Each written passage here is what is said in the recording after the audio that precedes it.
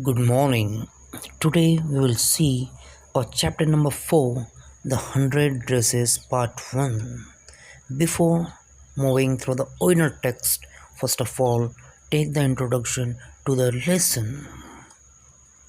The lesson, The 100 Dresses, is about a girl named Wanda who claims to have 100 dresses. Her classmates made fun of her because what she claims is an opposite to the fact that she was always seen wearing the same dress. Her classmates found her name to be funny. Her name, Vanda, is found very funny by her classmates. It was because everyone had easier names than Vanda Petronsky. Her name was different because she was a Polish immigrant who had come to an American town with her family. She was poor and did not have many friends. A bit reality. Poor, don't have many friends. She was quiet and was always seen sitting in the corner of the classroom. The truth about the 100 dresses uncovered, and we can say unveiled, when she submitted her 100 dresses in a drawing contest, and those dresses were as real. She used to speak about those 100 dresses. Those 100 dresses were the same 100 dresses she used to talk about. All of them were immensely beautiful. So, this was all about the introduction to the chapter The 100 Dresses, about a girl who was very poor who used to talk about the 100 dresses. In reality, she had no 100 dresses but the dresses in the form of drawing in the immensely beautiful pictures. Let's go through the original text. The 100 Dresses Part 1. Today, Monday, Vanda Petrinsky was not in her seat. But nobody, not even Peggy and Madeline, the girls who started all the fun, noticed her absence. Usually, Vanda sat in the seat next to the last seat in the last row in room 13.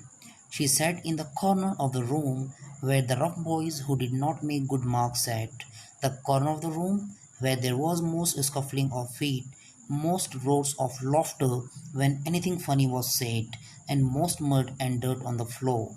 Vanda did not sit there because she was rough and noisy. On the contrary, she was very quiet and rarely said anything at all, and nobody had ever heard her laugh out loud. Sometimes she twisted her mouth into a crooked sort of smile, but that was all. Underline the hard word scuffling of feet. It means noisy, dragging movements of the feet on the ground. This story revolves around a girl named Vanda Petrionsky and her classmates, Peggy and Madeline, who made fun of her. The plot of the story opens up on Monday. Even Peggy and Madeline did not notice that Vanda was not present. These were the girls who began all the teasing. Vanda generally used to sit in the corner of the classroom where the not so academically brilliant and loud guys sat. It was that part of the classroom which was the dirtiest, but Vanda was not like those boys. She was silent to the extent that nobody had ever seen her laugh. Nobody knew exactly why Vanda sat in that seat, unless it was because she came all the way from Bogin's Height and her feet were usually caked with dry mud. But no one really thought much about Vanda Petrionsky once she sat in the corner of the room. The time when they thought about Vanda was outside of the school hours at noon time when they were coming back to school or in the morning early before school began. When when groups of two or three or even more would be talking and laughing on their way to the schoolyard.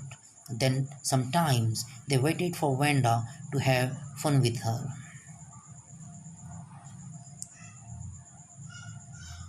Since Vanda was nothing like those boys, no one ever understood why she sat there. Then there were only guesses that it is because she came from Bogin Heights and her shoes were usually dirty with all the mud. People hardly noticed her in the classroom as she was silent and alone all the time. It was only before or after school hours when group of kids used to wait for her to mock her that they thought of her. Some used to wait even at the cost of getting late for school. The next day, Tuesday, Vanda was not in school either, and nobody noticed her absence again.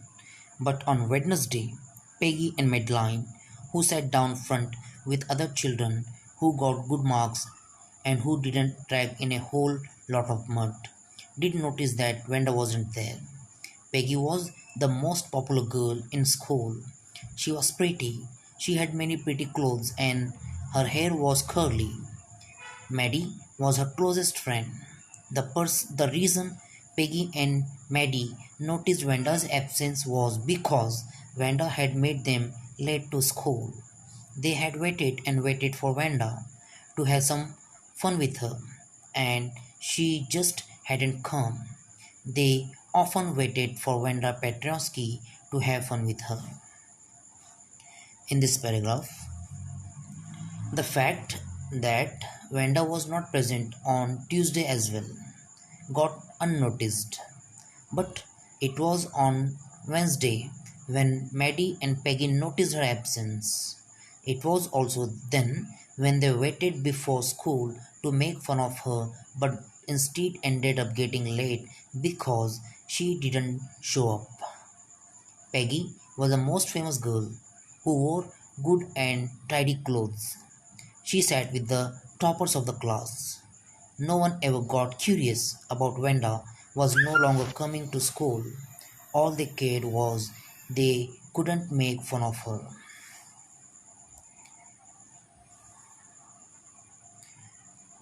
Vanda Petrinsky. Most of the children in room 13 didn't have names like that. They had names easy to say, like Thomas, Smith, or Allen. There was one boy named Bonds, Willie Bonds, and people thought that was funny, but not funny in the same way that Petronsky was. In this paragraph, Vanda was a Pole who had imagined to America. Vanda was a Polish immigrant. She shifted to America. Her fellow classmates thought that Vanda Petronsky was a strange name because they had simpler and easier American names except a guy named Willie Bones, which they thought sounded funny but still lesser than Petronsky or less than Petronsky. They found her name to be long and unfamiliar.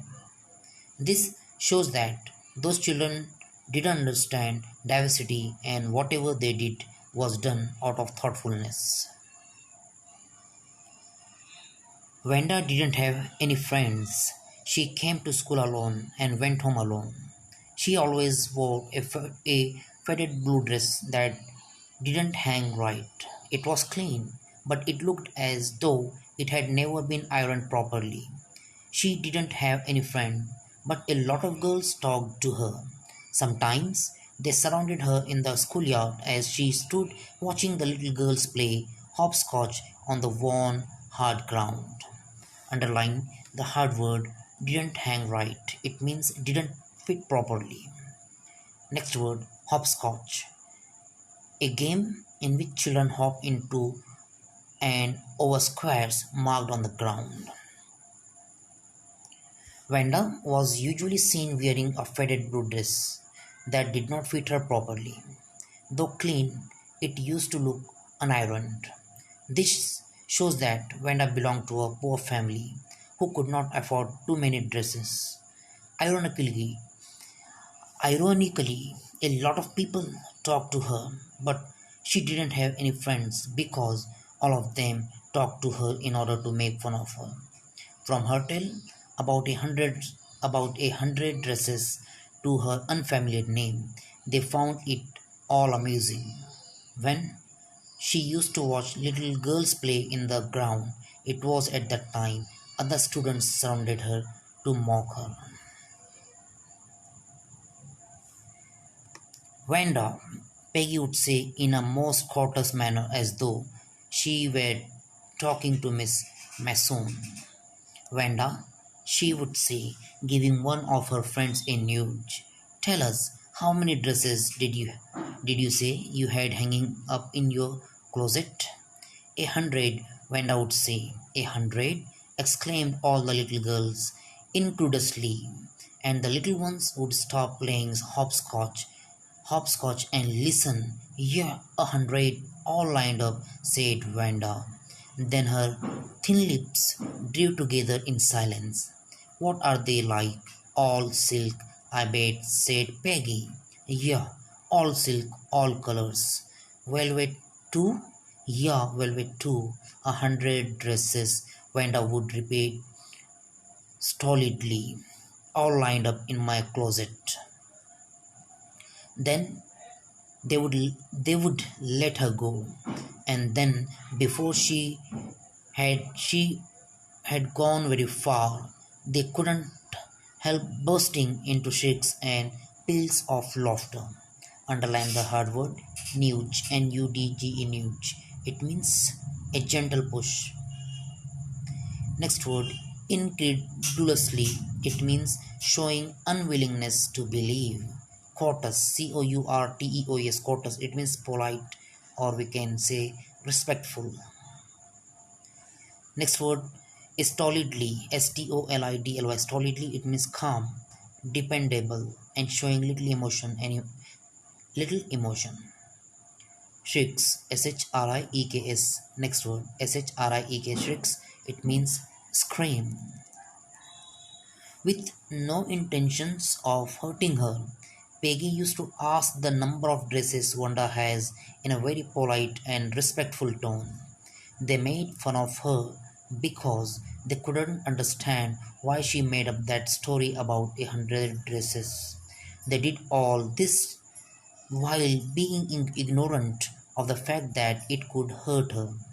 No one would believe her when she said she possessed 100 dresses all lined up in her closet. As the other girls screamed in astonishment, the little girls would stop playing in order to see what was going on.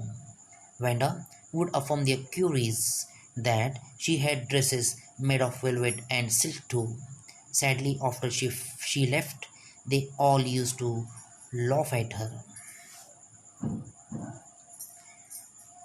100 dresses? Obviously, the only dress Wanda had was the blue one she wore every day. So, why did she say she had 100? What a story! How many shoes did you say you had? 60 pairs, all lined up in my closet. Cries of exaggerated politeness greeted this. All alike? Oh no, every pair is different. All colors, all lined up. Peggy, who had thought up this game, and Maddie, her inseparable friend, were always the last to leave. Finally, Wanda would move up to the street, her eyes dull and her mouth closed, hitching her left shoulder every now and then in the funny way she had, finishing the walk to school alone. Underline the hard word exaggerated, exaggerated, exaggerated. Overemphasize.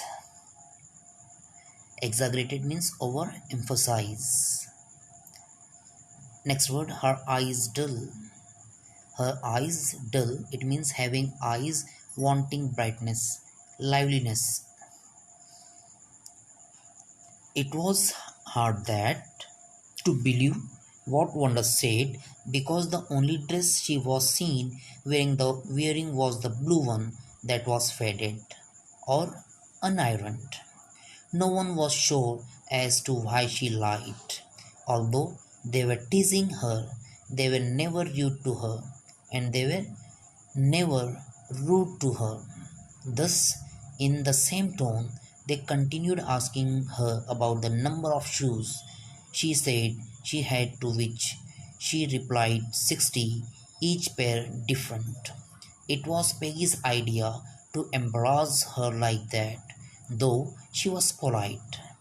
Peggy and Maddie, the inseparable friends, were the last one to leave school, while Wanda would go back all alone with her dull eyes and behaved in a strange way. Peggy was not really cruel. She protected small children from bullies, and she cried for hours if she saw an animal mistreated. If anybody had said to her, "Don't you think that is a cruel way to treat Wanda?" she would have been very surprised. Cruel? What did the girl say? She had 100 dresses? Anybody could tell that that was a lie. What did she want to lie? And she wasn't just an ordinary person. Else, why did she have a name like that? Anyway, they never made her cry. Underline the hard word bullies, bullies, bullies. It means someone who hurts or frightens someone else. Mistreated, mistreated, mistreated. It means to treat someone badly.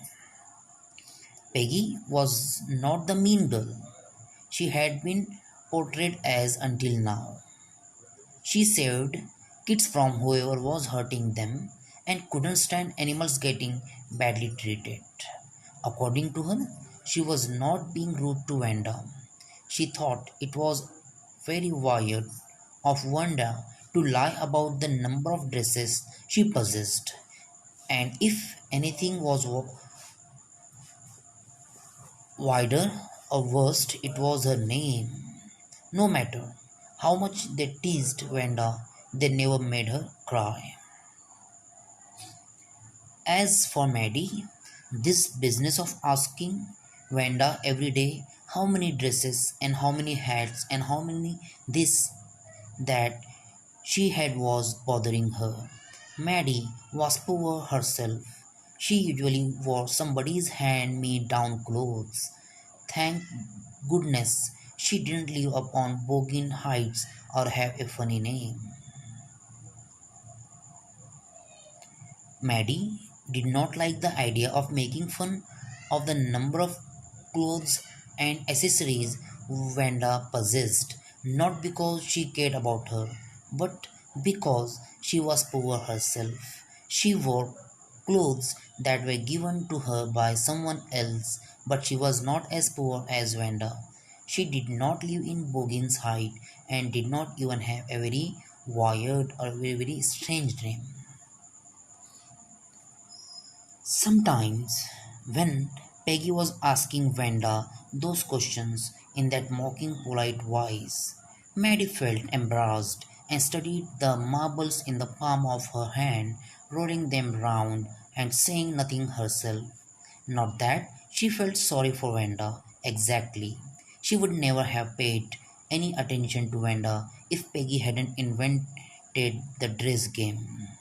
But suppose Peggy and all others started in on her next. She wasn't as poor as Wanda, perhaps, but she was poor. Of course, she would have more sense than to say she had 100 dresses. Still, she would not like for them to begin on her. She wished Peggy would stop teasing Wanda patriotically. Maddie didn't feel very comfortable teasing Wanda, and when Peggy used to ask Wenda those questions. She would silently count the marbles in her hand, pretending to play with them. If that dress game hadn't been invented, Maddie would have never known about the very existence of Wenda. She felt uncomfortable, not because she cared about Wenda, but because she was worried she could be next. Although she was not senseless enough to say she had 100 dresses, she still wished that Peggy did not tease Wanda. Today, even though they had been late to school, Maddie was glad she had not had to make fun of Wanda. She worked her arithmetic problems absent mindedly. 8 times 8, let's see. She wished she had the nerve to write Peggy a note because she knew she never would have the courage to speak right out to Peggy to say, "Hey Peg, let's stop asking Wanda how many dresses she has." When she finished her arithmetic, she did start a note to Peggy. Underline the hard word absent mindedly. absentmindedly. Absent mindedly, it means distracted. Here, Wanda didn't come that day, and after having waited for her so long, Maddie and Peggy got late for school. Maddie was secretly happy that they could not get a chance to make fun of Wanda. She was lost in her own thoughts and couldn't study properly. All this time, she kept thinking about writing a note to Peggy telling her to stop making fun of Wanda, which she did write after finishing arithmetic. She wanted to write a note because she knew she did not have the guts to say it on her face. Suddenly, she paused and shuddered. She pictured herself in the schoolyard, a new target for Peggy and the girls. Peggy might ask her where she got the dress that she had on, and Maddie would have to say it was one of Peggy's old ones that Maddie's mother had tried to disguise with new trimmings so no one in room 13 would recognize it. Underline the word shuddered, shuddered, shuddered, it means shake, tremble. Disguise, disguise, disguise. It means to give a different appearance, to conceal its identity, to hide its originality. While writing the note to Peggy, Maddie shook at the imagination of her being a new target for Peggy and the girls. She was afraid that they would ask where she got that dress from, which was actually Peggy's. Maddie's mother got it transformed with new laces and ribbons so that none of her classmates could identify it. If only Peggy would decide of her own accord to stop having fun with Wanda. Oh well, Maddie ran her hand through her short blonde hair as though to push the uncomfortable thoughts away. What difference did it make? Slowly Maddie tore into bits the note she had started. She was Peggy's best friend, and Peggy was the best liked girl in the whole room. Peggy could not possibly do anything that was really wrong, she thought. Here, she wished Peggy stopped having fun with Wanda on her own. Suddenly, she ran her hand through her hair as a gesture to drive away all those thoughts. She said to herself, Peggy is the most liked girl in the classroom, her best friend, and so she couldn't be wrong. Thus, she tore and threw that note away. She was also afraid of losing her friend Peggy.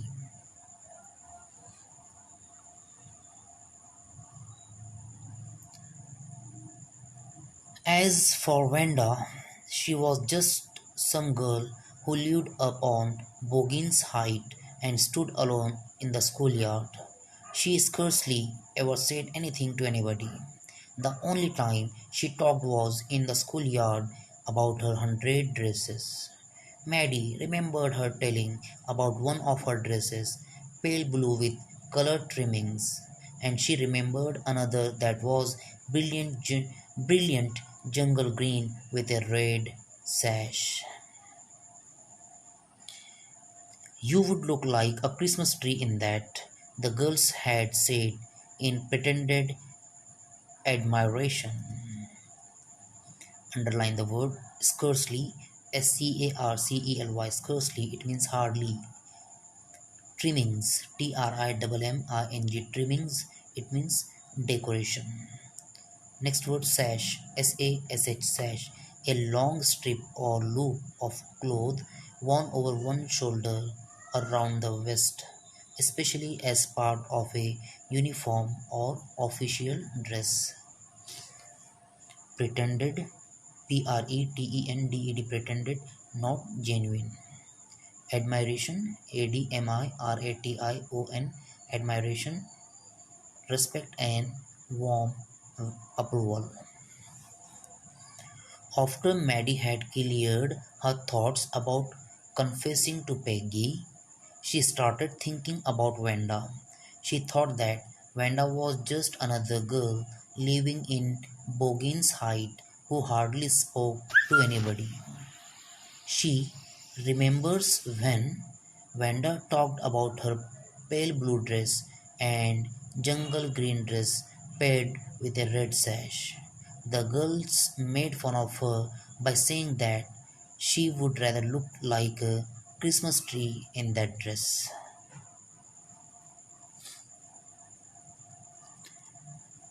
Thinking about Wanda and her 100 dresses all lined up in the closet, Maddie began to wonder who was going to win the drawing and coloring contest. For girls, this contest consisted of designing dresses, and for boys, of designing motorboats. Probably Peggy would win the girls' medal. Peggy drew better than anyone else in the room. At least that's what everybody thought. She could copy a picture in a magazine or some film star's head so that she could almost tell who it was. Oh, Maddie was sure Peggy would win. Well, tomorrow the teacher was going to announce the winners, then they would know. While thinking about Wanda, Maddie began thinking about the drawing contest in which the boys had to design motorboats and the girls had to design dresses. Peggy was the obvious winner of that competition because she was the best artist in the room. She could copy exact pictures and recognizable portraits. She was sure that Peggy would win, and all results were to be announced the next day when everyone would know what's what. The next day it was drizzling. Maddie and Peggy hurried to school under Peggy's umbrella. Naturally, on a day like this, they didn't wait for Wanda Petronsky on the corner of Oliver Street, the street that far away under the railroad tracks and up the hill led to Bogin Heights. Anyway, they weren't taking chances of being late today because today was important. Underline the hard word drizzling, drizzling. Rain lightly. Hurried quick. Hurried. It means quick. The day when the results were to be announced, it was raining lightly, and thus the two best friends ran quickly to school without waiting for Wanda. Generally, they used to wait for her at the Olive Street that led to Bogin Height, the place where Wanda lived, but they didn't wait that day. Even if it wasn't raining that day, they wouldn't have waited for her because the day was crucial as the results were to be announced. Do you think Miss Mason will announce the winners today? Asked Peggy. Oh, I hope so. Do you think Miss Mason will announce the winners today? Asked Peggy. Oh, I hope so. The minute we get in, said Maddie. Of course, you will win, Peg. Hope so, said Peggy eagerly. The minute they entered the classroom, they stopped short and gasped. There were drawings, there were drawings all over the room, on every ledge and window sill dazzling colors and brilliant lavish designs, all drawn on great sheets of wrapping papers. There must have been 100 of them, all lined up. These must be the drawings of the for the contest. They were. Everybody stopped and whistled or murmured admiringly. Underline the word gasped, GASPED. It means catch one's breath with an open mouth, owing to pain or astonishment. Ledge, LEDGE, ledge. It means shelf. Window sill, WINDO, window, SILL, sill, window sill. It means ledge or sill forming the bottom part of a window. Dazzling, DAZZLING, dazzling. It means extremely impressive, beautiful. Lavish, Georges. Lavish means Georges. Murmured, MURMURED, murmured. It means say something in a low or distinct voice, admiringly, in a way that shows respect or warm welcome. When the best friend entered the classroom, Peggy asked Maddie if Miss Mason would announce the result or not, to which Maddie said yes. Maddie told her that she believed Peggy would win, but to their utmost surprise, when they entered the class, there were drawings all over the room, bright and brilliant. They left everyone in awe, in surprise. They were the drawings for the contest. As soon as the class had assembled, Miss Mason announced the winners. Jack Bagels had won for the boys, she said, and his design for an outboard motor was on exhibition in room 12, along with sketches by all other boys. Underline the hard word assembled, ASSEMBLED, assembled, gather together in one place for a common purpose. It means Miss Mason announced the winners after everyone had settled. Amongst boys, Jack Bagels had won. He drew an outboard motor which was displayed in room number 12 along with drawings made by other boys. As for the girls, she said, although just one or two sketches were submitted by most, one girl in room 13 should be proud of her. This one girl actually drew 100 designs, all different and all beautiful. In the opinion of the judges, anyone of the drawing is worthy of winning the prize. I am very happy to say that Vanda Petrionsky is the winner of the girls' medal. She then talked about girls' submissions. She mentioned that there was one such girl who had submitted 100 designs, each so beautiful that the judges felt that any out of them was worthy of the gold medal. Miss Mason very proudly announced Vanda as the winner of the competition.